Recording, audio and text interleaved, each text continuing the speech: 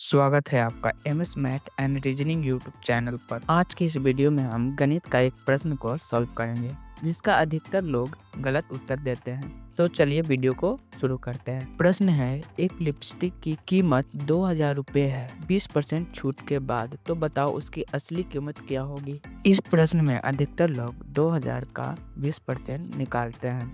चूंकि 2000 का 20% निकालते हैं तो हमें 400 प्राप्त होता है और 2000 में से 400 घटाते हैं तो 1600 आता है।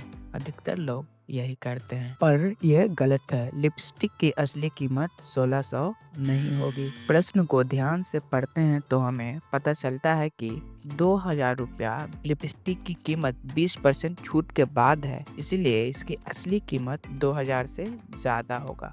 तो चलिए प्रश्न को सॉल्व करते हैं।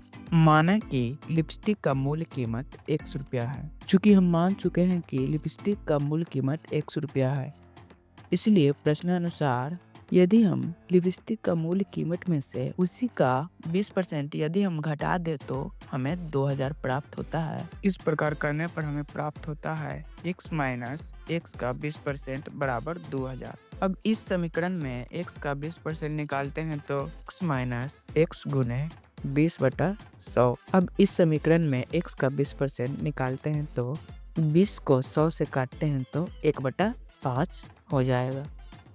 इसलिए x माइनस x/5 बराबर 2000। अब x और x माइनस 5 का भिन्न का घटाव कर देंगे तो इसका एलसीएम 5 हो जाएगा। अब 5x में से एक x घटाते हैं तो 4x बचता है। अब 5 को उस तरफ भेजेंगे, चूंकि 5 इस तरफ भागा में है तो उस तरफ जाने के बाद गुना में हो जाएगा, इसलिए 4x बराबर 2000 गुने 5।